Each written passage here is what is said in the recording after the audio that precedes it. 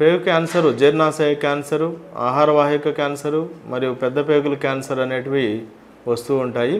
ఈ ఆహారవాహిక క్యాన్సర్ అనేటువంటిది మనం తీసుకునే ఆహారాన్ని బట్టి, ఎక్కువగా స్మోకింగ్ వాళ్ళకి మరియు సాల్టెడ్ ఫుడ్ ఎక్కువగా తీసుకున్న వాళ్ళకి ఈ ఆహారవాహిక క్యాన్సర్ అనేటువంటిది రావడం జరుగుతుంది.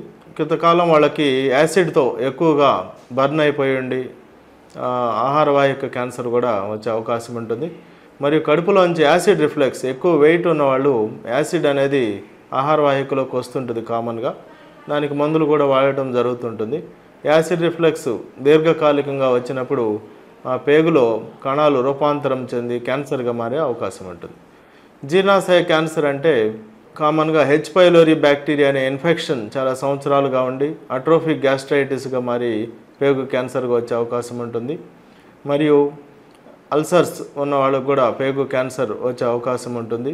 మరియు స్మోకింగ్ అనేది కూడా పేగు క్యాన్సర్కి దారితీస్తుంది, జీర్ణాశయ క్యాన్సర్కి. మరియు ఫ్యామిలీలో జీర్ణాశయ క్యాన్సర్ హిస్టరీ ఉన్న వాళ్ళకు కూడా ఈ జీర్ణాశయ క్యాన్సర్ అనేది రావడం జరుగుతుంది. పెద్ద పేగుల క్యాన్సర్లు కామన్గా మన మలద్వారంకు దగ్గరగా రెక్టల్ కార్సినోమా అంటాము, యానల్ కార్సినోమా మరియు కోలాన్ కార్సినోమా అంటాం.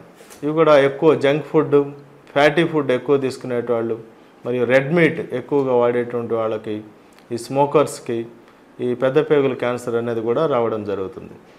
రెగ్యులర్గా మలబద్ధకంగా ఉండి రెగ్యులర్గా ఇది మోషన్స్ వెళ్ళకపోవడము, ఇర్రెగ్యులర్ మోషన్ హ్యాబిట్స్ ఉండడము, ఇలాంటి లక్షణాలు కానీ కనిపించినప్పుడు పెద్ద పేగుల్లో క్యాన్సర్ ఉండే అవకాశం ఉంటుంది.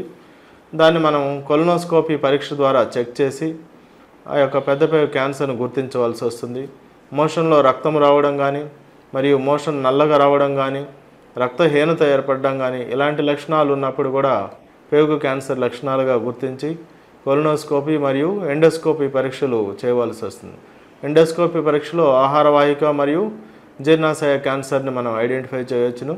అదేవిధంగా కొలనోస్కోపీ ద్వారా పెద్ద పేగు క్యాన్సర్ని ఐడెంటిఫై చేయవచ్చు.